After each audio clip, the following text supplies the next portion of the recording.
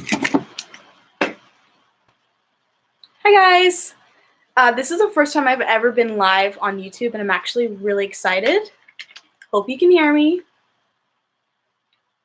I always want to do that thing where people are like, I can't do it. Oh well. So here's the deal. Here's why we're doing this. I'm currently on my laptop right now, which if you can hear it humming, that's because it's old.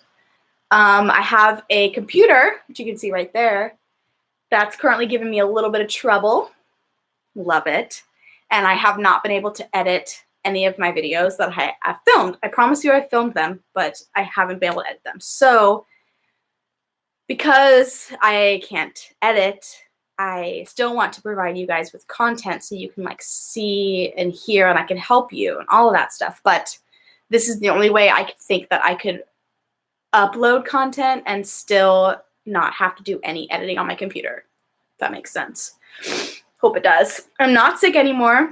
I was sick. You would know that if you watched the video that I filmed that crashed on my computer. I'm parched today. There's Alfie awkwardly like laying. Whatever.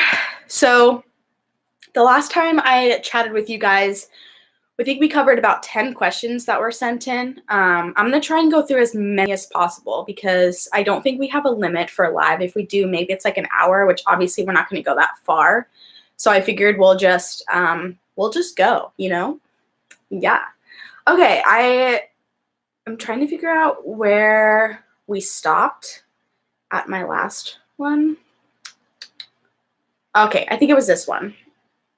These are all anonymous, by the way. If you want to submit a question to be answered at the next Q&A, it's in the link in both my Instagrams, I believe, if not my ROCD Instagram, which is ROCD and me. So let's just jump into it. What do you say? I have all the questions on my phone right here. I'm not texting, I promise. Although my mom might call in a little bit, so we'll see. Okay, so this one says, how do you handle intrusive thoughts / mental checking compulsions? So this is hard, and I think when it comes to handling intrusive thoughts, you need to learn that everybody has them and that the content doesn't matter. Hold on. Now I have to do something really quick because that's my life, so sorry. But, my God, this is why I like dealing with my phone is literally the worst. Intrusive thoughts, everybody has them. And, you know, some people have them about their relationship, which, hi, how are you? Most people have them about random things. Like, for example, you know, when you're driving down the road, obviously, and you have a thought that's like, oh, what if I just drove my car off the road? What you would normally do is you'd be like, no, that's a terrible idea. I don't want to drive. I'm like trying so hard to talk right now and like multitask. I can't do it. Let's just pause. Pause. This is what it looks like when you have a job. You sometimes have to work. Okay.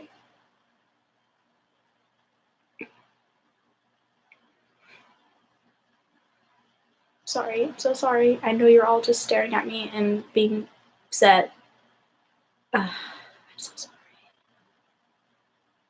I work for Pink Blush, by the way, so if you guys, any of you guys are pregnant, hit us up. Hold on one second. This is just my life. Oh, please don't be sold out.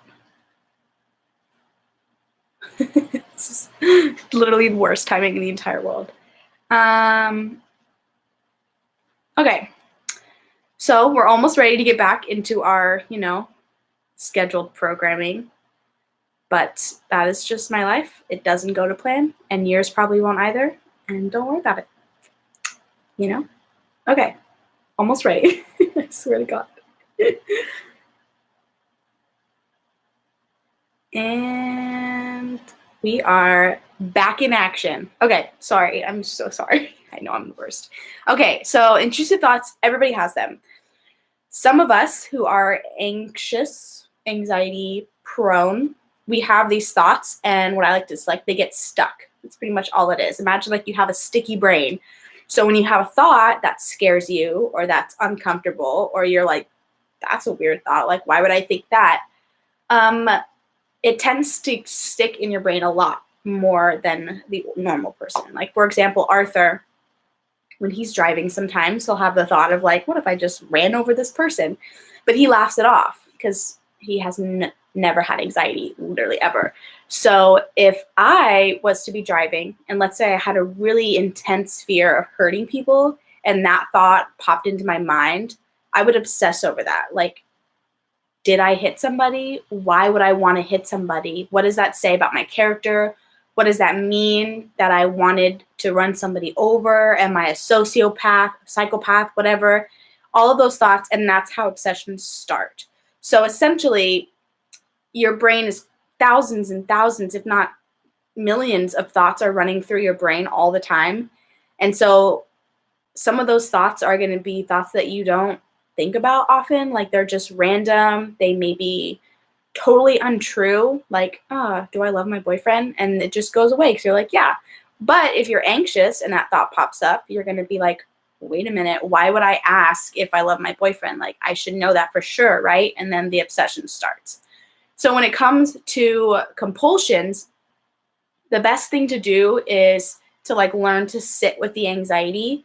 So to kind of like feel anxious about something, feel that urge to go Google or to go, I don't know, to go on Instagram and ask me a question. Whatever your compulsion is to make you feel better, you have to try your hardest to not do it, and to learn that sitting with that anxiety that you get from not doing a compulsion, or that like makes you want to do a compulsion, is not going to hurt you. You're not going to go crazy.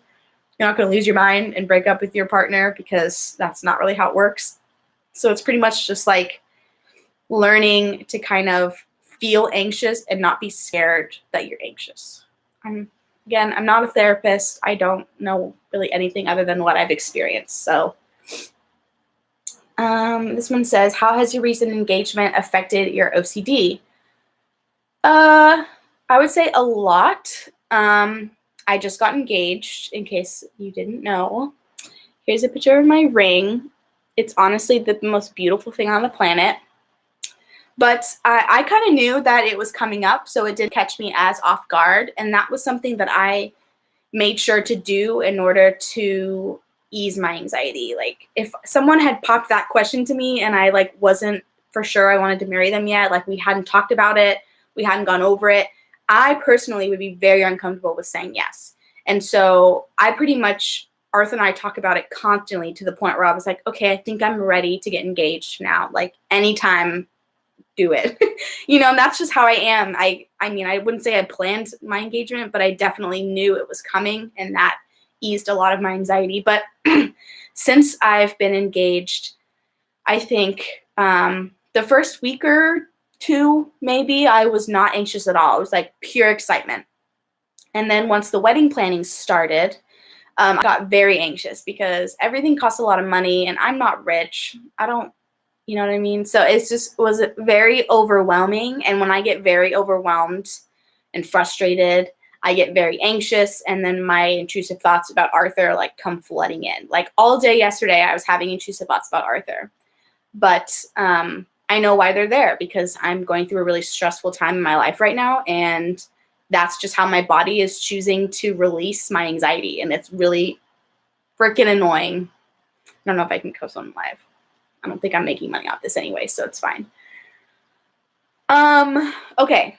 But yeah, so I think when I think about it too much, I definitely get very anxious, but I try not to think about it that much. I just try to be happy and excited. And when I start to stress, I take a step back, and I'm like, okay, no wedding planning for a week, not talking about engagement or thinking about engagement for a week, and then it's good. Okay, next question. This is a long one. It says, I most of the time feel numb with my partner, or mostly just with everything. This causes me not to be affectionate and just question whether I really love him And I have the fear of one day falling out of love with him, even though I pray every night I won't, because I've had a past relationship where one day I just stopped feeling love and acted cold. I get grumpy with him most of the time over stupid stuff, and in my head there's this voice saying that I'm blowing it out of proportion, but I just can't seem to act upon it and just end up being moody and feeling numb. Me. I want to have a future with him, not a feature, not a movie, and one day be engaged and married just like you will be, but that will take a long time as we're both young. I shut down and don't seem as interested when he texts. We're long distance, but he comes down soon. It's a battle, and he's so sweet and supportive and affectionate. I wish I could always be like that, just as he is with me. Having RSD, I hate having RSD because the fear it gives me in our relationship. Aren't you supposed to feel secure and happy with them? Don't you just feel like if it's right, it'll just work out? You'll know it's right. Okay, first of all, shutting this down. If you're with the right person, you aren't always going to feel secure and happy. That's not true, because your partner is not the person that makes you feel secure and happy. It's you. So if you spend your life waiting to find a person that makes you feel like secure like that, it's not going to always work out, because you need to learn to feel secure like within yourself. I know that's kind of cheesy sounding, but it's true. And also, there are going to be a lot of times in your relationship that are very scary and very anxiety inducing, like getting married, having children, all these things.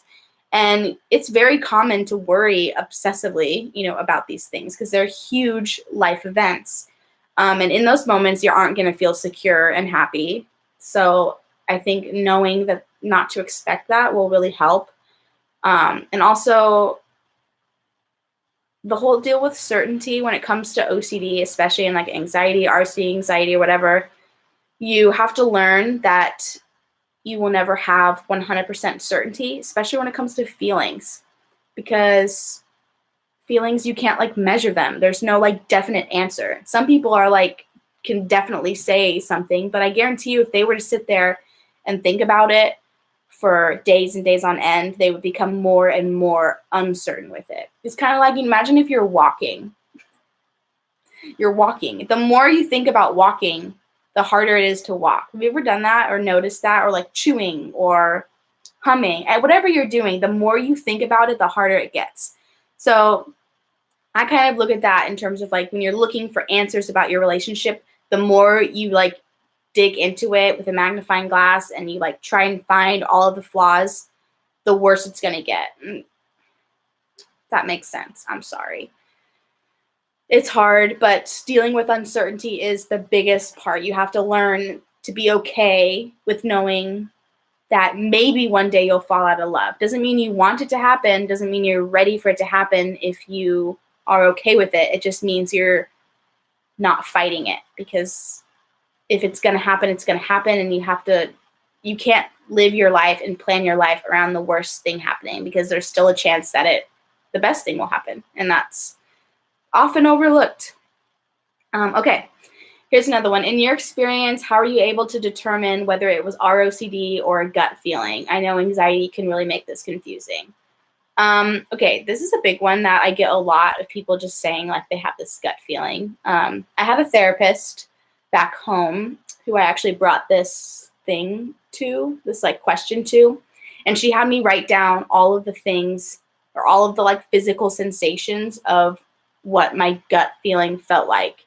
And by doing this, I was able to realize that all of the like symptoms of my gut feeling were just symptoms of anxiety. I was like, oh, my body feels really hot. I get kind of shaky, or like it just feels like something drops in my stomach. And those aren't gut feelings. That's just straight up anxiety. And I think if you have really bad anxiety, you have to be careful with your gut in general, because no matter what, your gut's going to always tell you to run the other direction. And that's not always the case. Sometimes your gut's just protecting you from feeling uncomfortable, which is probably what's happening. And feeling uncomfortable is not dangerous. It's just uncomfortable. I know everybody will react differently, but what medication has worked best for you in treating your anxiety or OCD? I'm currently taking Zoloft. I'm on 75 milligrams, I believe. I started out with 20 or 25, I think. For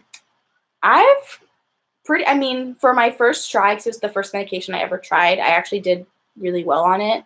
I only had like minor anxiety in the very beginning, and then it eased up, and then it really helped with my intrusive thoughts. But it mostly just helped me like get back on my feet so I could like fight my intrusive thoughts, or like fight back against my OCD a little bit stronger than I could before I had taken it. But I am looking into taking a different medication because I am having some weird side effects from this now that I've been on it for a little over a year. I've gained a lot of weight, which happens and it's normal, and I'm struggling with that. I'm not going to lie. But I did buy some really pretty Gymshark leggings to try and like help with that motivation. But yeah, so like I have gained a lot of weight. I'm not having like any weird acne or anything like that. Another weird thing, I don't know why I'm telling the internet this, but I have started lactating, which is the weirdest freaking thing in the world. I've never been pregnant. I don't want to be pregnant, but milk's coming out my boobies and it's very weird. So I talked to my doctor and she's like, yeah, that's not a big deal, like nothing to worry about, but it can be annoying. So I'm looking into changing medication so that I don't leak milk out of my boobs all the time, even though I have no child other than this chihuahua. So I'll keep you updated on how that's gonna go. We'll see. But it's funny. It's funny. We laugh at it and we try.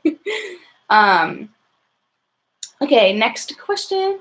How do you deal when you haven't had ROCD for a while and it comes back with a vengeance? I think the most important thing for this one is to realize that you have a toolkit, and if it subsided at some point, that means you were actively using those tools in your toolkit. And sometimes when we turn our back on anxiety, it sneaks back up on us. So it's kind of something that requires constant work, constant effort to keep at it. You know, if you turn your back and you stop working on it, it's going to grow a little bit again. So you have to make sure that you implement those tools and those lifestyle changes, whether it's working out often or, you know, meditation, mindfulness, whatever it is that keeps it at bay. You need to make sure you continue to do that. What were the best things you did to conquer ROCD? Reading. I have a bookshelf full of books right over here. You can't really see them.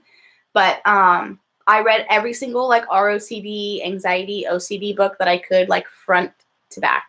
And I studied it. And that's what helped me, because I learned best with like information.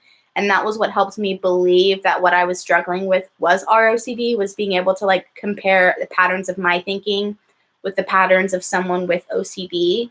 And once you can kind of see those similarities, you're like, okay, there's no way this is just a coincidence and this is just me not happy with my partner. It's like there are like some red flags where you're like, this is definitely not just normal relationship thoughts.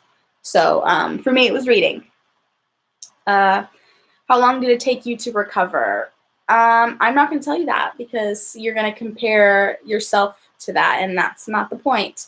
Everybody's different. It could take you months, it could take you weeks, it could take you years. It just matters with how much effort you put into challenging the thoughts and challenging previous thinking patterns. You have to really change your whole brain wiring, and it's very difficult. But if you really stick with it and you're motivated and you put 110% into it, you'll start to recover. And if you need medication to help get you there, then that's fine, because I did and I'm fine. It's okay. What are some things people who still have it can do every day? Well, that's a good question. Sorry, I'm going to drink some water because parched. Parched. How many times have I said that in this video? Okay, things you can do every day. Mindfulness is great. Sometimes when I'm having really bad anxiety about a thing or a thought, one of my favorite things to do is to close my eyes and to try and hear 5 to 10 different sounds. So like if I close my eyes right now, I hear the humming of my computer. I hear some birds outside. I hear a lawnmower like way in the back. So it's kind of like just a way to like distract from what's going on in your brain. It's really helpful. But also keep reading, do a lot of research, read, listen to podcasts, watch movies, just do whatever you can to like really learn about this disorder, because the more you know about it, the less it can like sneak up on you, and then you're kind of prepared for it all, if that makes sense. But also I think show yourself a little bit of compassion and patience, especially your partner, because they are going through this just as much as you are. And I took that for granted when I was going with it. I assumed Arthur was just this rock and he could handle it all. But he was hurting a little bit. So I think it was really important for me to show him compassion, even when all I wanted to do was like yell at him or run away from him. I just made sure to like stick with it.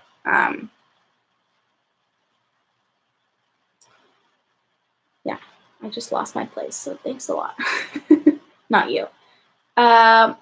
What's the best thing that helped you? Reading, podcasts, all of that.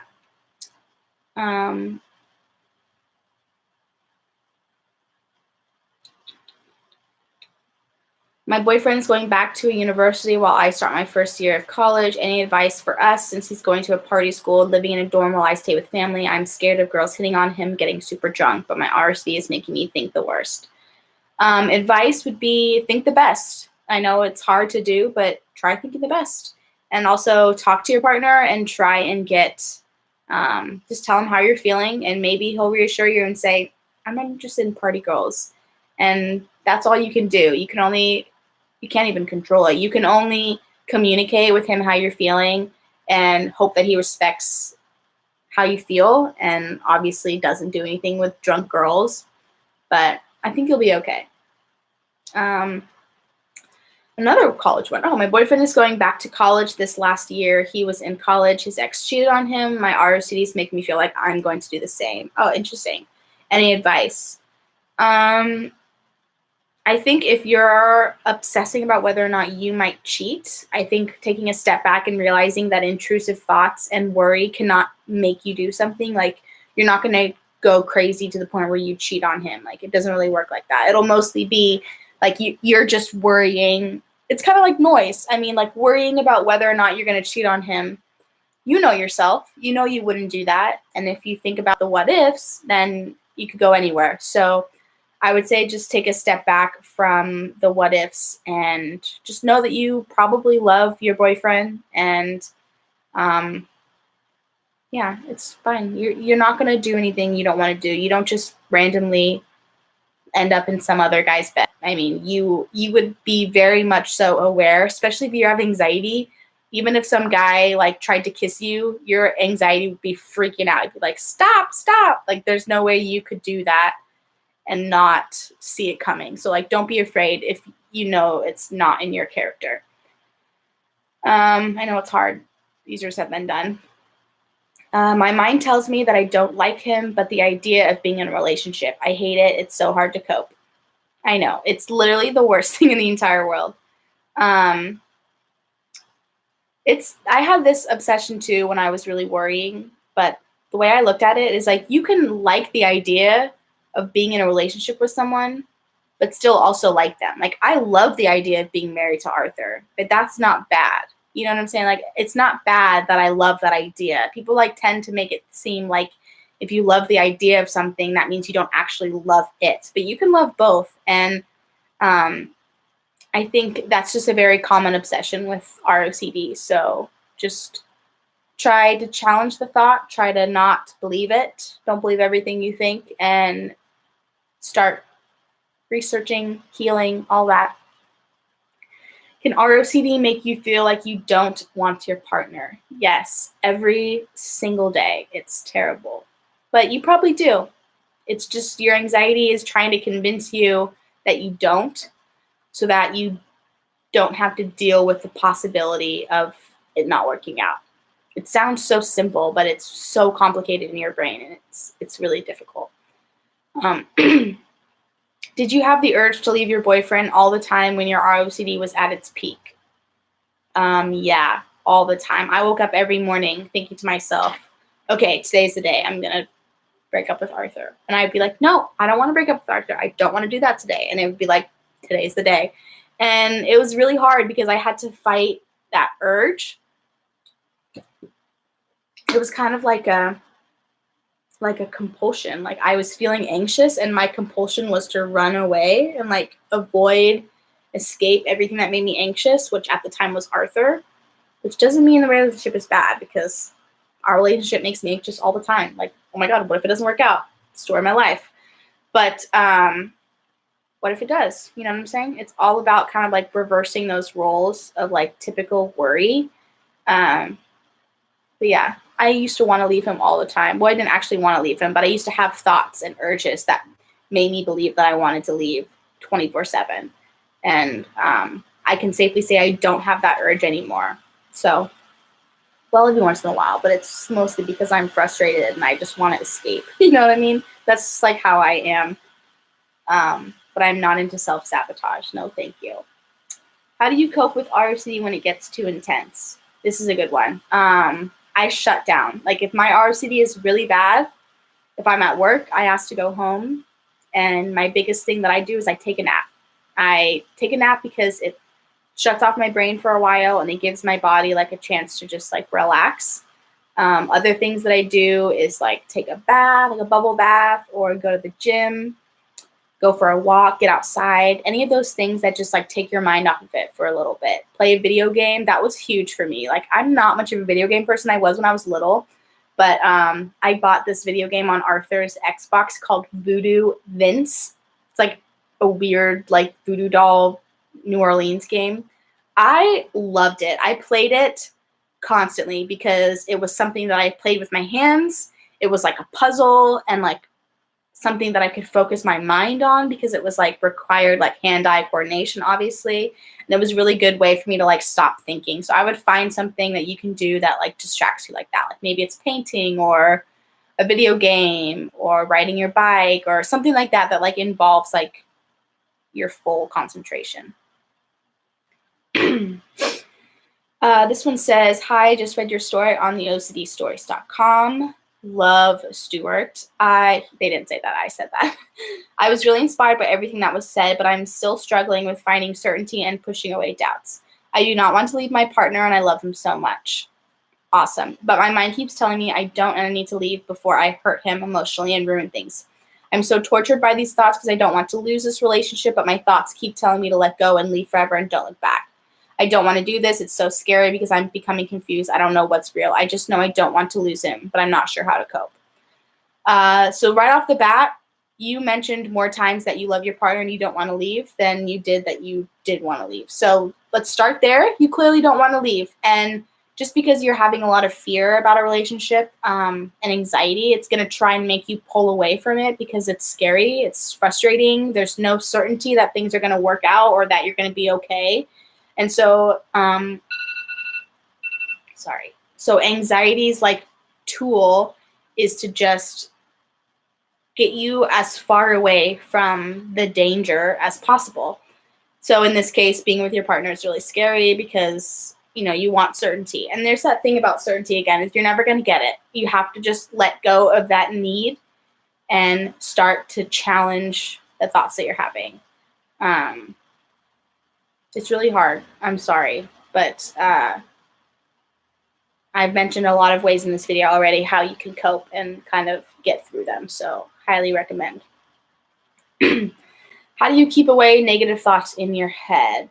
You don't. They're there. They're always there. You just learn to kind of ignore them. Sometimes what I do is I pretend I have a really annoying friend that's behind me that's always like tapping on my shoulder being like, hey, Jasmine. Hey, Jasmine. And I'm just like, okay, you're being really annoying. Please stop. And then it eventually kind of quiets. Another thing you can do is pretend it's in a language you don't understand. And you're just like, interesting. And then you move on. It's really, really hard. It's like the hardest part. But once you can like master that, you're like doing good. You're coasting. This one says, oh, it's a long one. Hi, Jasmine. I just want to say I love you and your videos on YouTube and your posts on Instagram. Thank you. You've been a real role model to me since I experienced the same things you did. Seeing you overcome RCD on the course of getting married in the future to your boyfriend gives me hope that I can for sure achieve it too. You can. You can. Anyways, here's my question. I know I have ROCD. I know I have it because, one, I know I love my boyfriend with all my heart. He's my everything, and we plan to get married.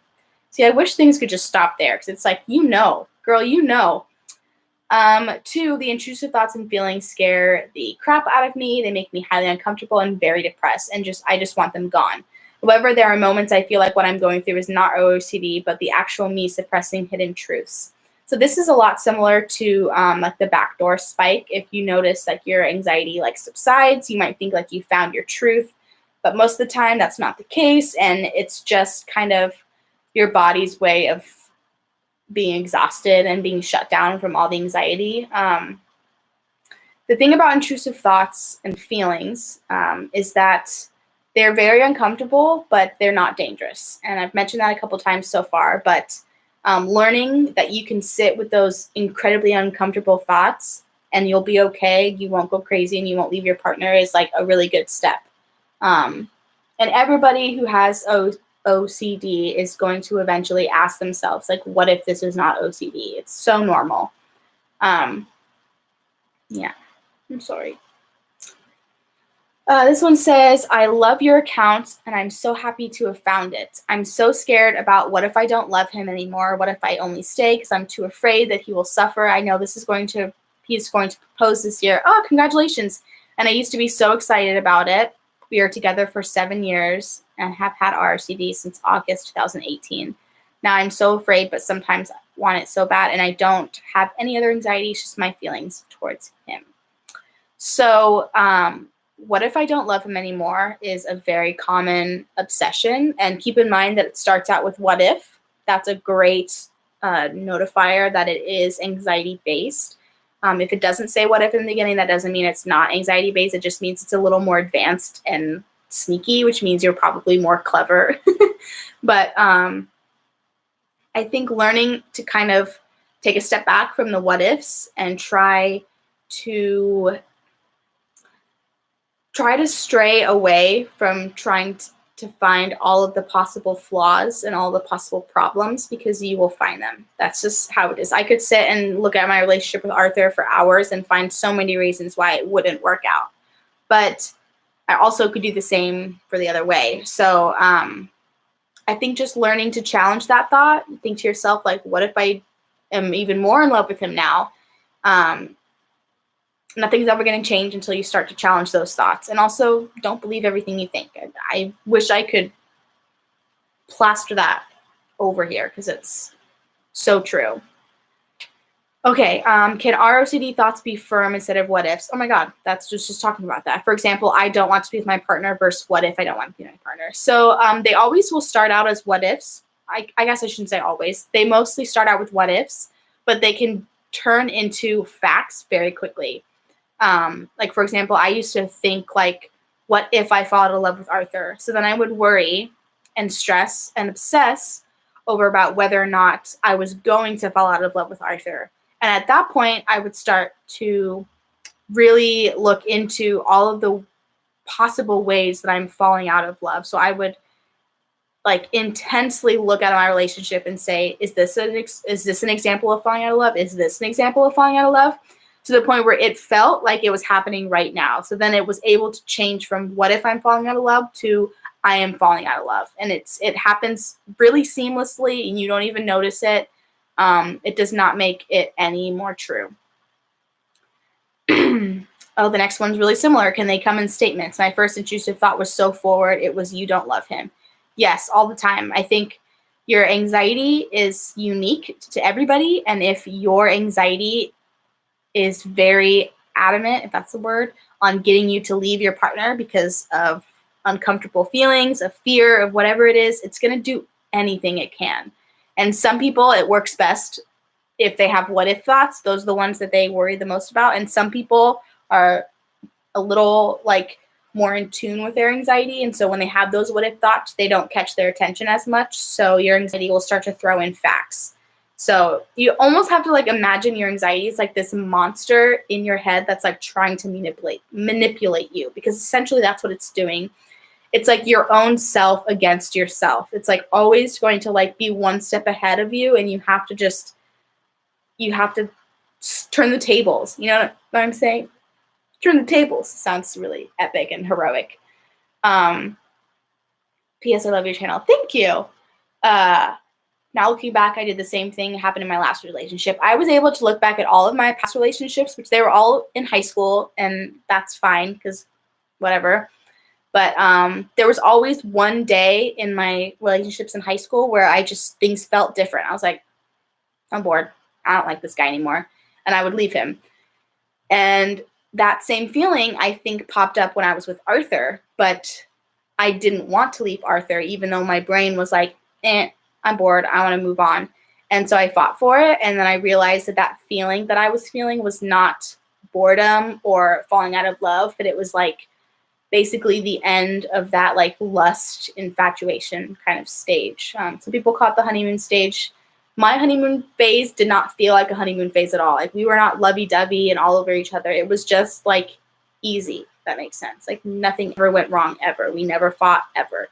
And then one day everything changed and I thought that meant everything was going wrong, but in reality it was just changing.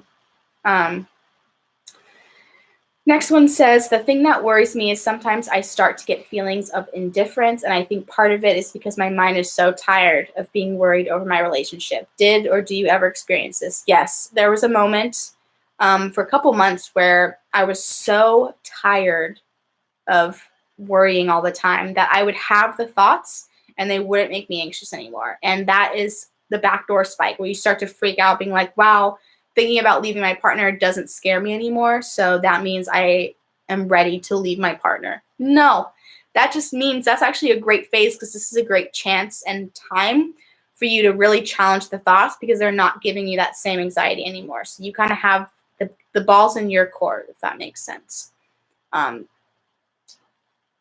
He's like snoozing away. How soon after Arthur proposed did you have anxious thoughts? Was it right away or did it take time to sink in?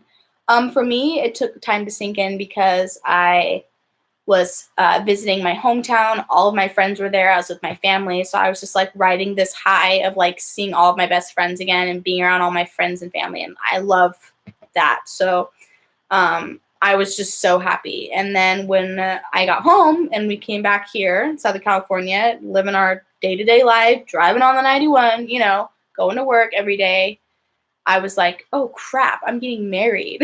And then I freaked out. I'm actually trying on wedding dresses this weekend. And I know that anxiety is going to hit me like a train, but I'm ready for it. I'm going to be like, hey, old friend. Hello, darkness, my old friend. That's like literally what it's going to be. Why is it when you start to be free of evil ROCD cycle of thoughts feel more real and almost like you can't feel okay because it means the thoughts are true? I kind of talked about in the last one. It's all about that backdoor spike. It's like you can feel okay and still not believe the thoughts. Like I have those thoughts all the time about leaving Arthur and they don't make me anxious anymore. That doesn't mean I want to do it. It just means I've learned to not get stuck and not to give them the time of day that they are asking for. Because they're like a monster. You got to remember that. Okay, this one's a long one too. I'm pretty sure I have ROCD and my boyfriend and I have pushed past it relatively well so far. Recently, though, it's flared up intensely as I'm under pressure from work, friends, and family. Because I've been doubting my feelings for my boyfriend for almost a month, I'm worried because it usually lasts a couple of weeks. My question is, therefore, is it normal to doubt for so long? You can doubt for years. There's no time limit on whether or not what's normal and what's not. P.S. Love your videos and your story. Thanks. You are not alone and you are not a terrible person. And if you are a terrible person, then so am I. But we can do it together. Whatever. How can you let ROCD not affect your relationship? I don't know if that's true. I think no matter what, it's always going to affect your relationship. It may not affect it negatively, but I think ROCD has the power to really strengthen a relationship, not just like damage it. It's all about communication and also putting your mental health first and taking care of yourself and doing what you need to do to get through this. And that does not mean leave your partner. It just means work hard, challenge your thoughts, and all of that. Did ROCD make you think obsessively about your previous partners? Yes, all the time. All the time. all the time. How did you overcome the fear of regret? I get very anxious thinking that one day I might be like, I should have broken up with my boyfriend before it got too late. I still struggle with this fear. I'm going to be honest with you. The fear of regret is a big one for me. So I'm still working through that, but I'm still afraid of regret, but I'm okay. You know what I'm saying? Like, it's a big fear of mine, but that's okay. I guess that's what I'm trying to say. I think mostly just knowing that at some point in your life, pretty much like whatever you're going through, whatever you're doing what you want and what's in your best interest. And if at some point you regret something, you have to learn that, at some point that was exactly what you wanted, exactly what you needed. So, and it's okay for those things to change. So try not to be afraid of regret. I know I'm like talking to myself. I should take my own advice. But regret's scary, but you can live with it. People live with it, and you can manage it.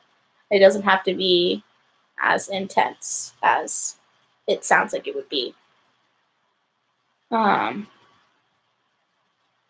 What to do if you have ROCD with your first boyfriend, other than in regular intrusive thoughts? I think it's going to be harder because you don't have a lot of experiences to go off of, but I don't think that necessarily means that it's any different. All of the things that we've talked about still apply to you. So if you want to be with someone that's your first boyfriend, do it. I mean, Arthur was my first like real boyfriend, and I'm sticking with him because I know if I left to go date someone else to see what it was like to date someone else, I would be like, okay, I want Arthur back.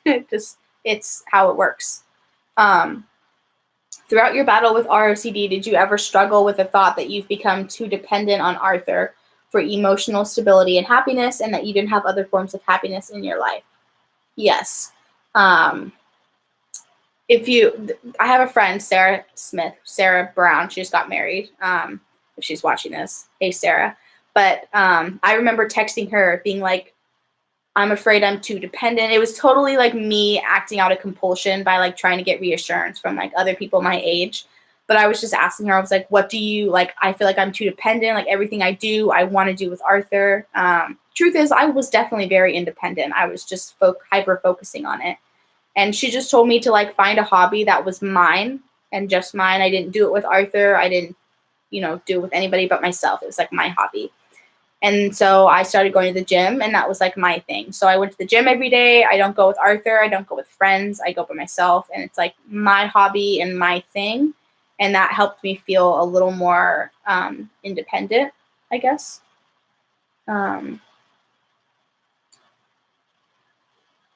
Okay, there's still a good amount of questions left. So I think I'm going to end it here because we're almost at about 45 minutes. Yikes. And then we'll do another YouTube live this weekend, like on Sunday or something, and we'll go over the last half of the questions. You can still ask questions. I will be sure to leave that link in my Instagram, of course. You can ask anything your heart desires. Just be true. So I'm rolling out. I'm going to go to the gym because that's my me time. That's what I do. So I will see you guys in my next video, hopefully next week. I hopefully get my computer fixed. Literally, it's like, do I really need this to deal with this right now? No, but the universe, it's going to throw everything at me. So just pray I don't have car trouble too. Bye, you guys.